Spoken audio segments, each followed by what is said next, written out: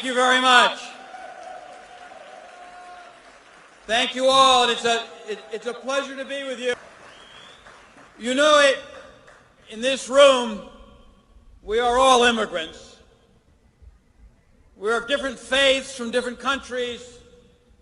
We come from different places, but we always basically believe in every human being there is decency. And over time, goodness triumphs. It's also not always true. Sometimes people are just evil. And sometimes things don't just always work out on their own. Sometimes history needs to be pushed.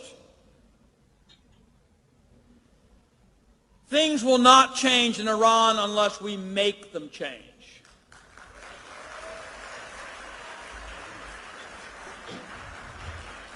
I mean, it's almost unbelievable.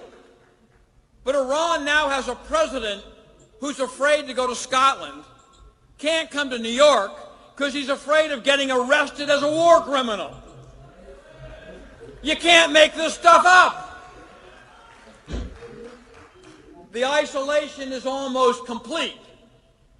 Now, you know, you've heard my voice so many times. You're wonderful to hear me again. And I know you're entitled, after 40 years, to wonder when. And to look at people like me and say, you told me last year this was going to happen. You told me 5 years ago, and we're still here, and my family's still in prison, and they're still poor, and they're still hungry, and people are still getting killed. That's all true. That's all true. And the truth is, if you were to bring someone here to the State Department today, they'd tell you, well, the regime's weak, things are bad, but they're in power. Yeah. I was a kid in the Carter administration when Jimmy Carter was told Iran was an island of stability. It was not even a pre-revolutionary state, and a month later the Shah was in Panama. I've heard this. I've heard this analysis. I know these words.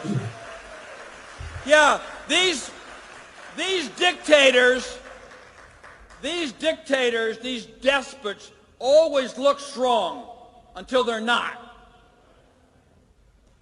We all remember Russia in '89. Of course we remember the Shah.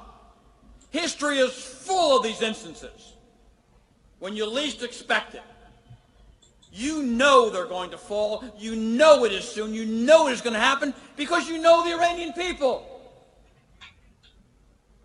I was thinking, hearing about the pandemic that is killing tens of thousands of people in Iran, hearing that 4 out of 5 Iranians live in poverty, the desperation with which people must be living with absolutely no personal freedom. And I was thinking, it's not the Iranian people. Everyone in Camp Ashraf has been inoculated. Everyone in Camp Ashraf has a place to sleep, a home, a job, and food, and freedom. It's not the Iranian people, it's the Iranian regime.